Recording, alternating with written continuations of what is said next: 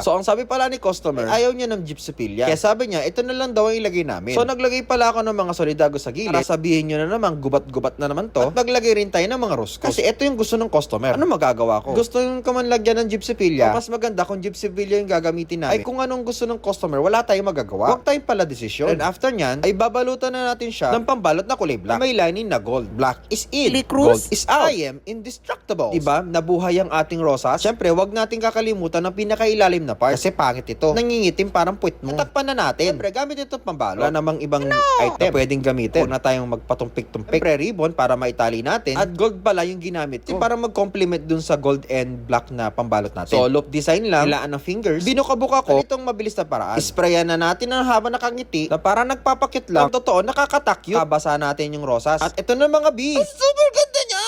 Talaga na to yung customer sa ating magandang ginawa ngayon. O, diba? Binayaran niya na yan. Go. Janjaranan!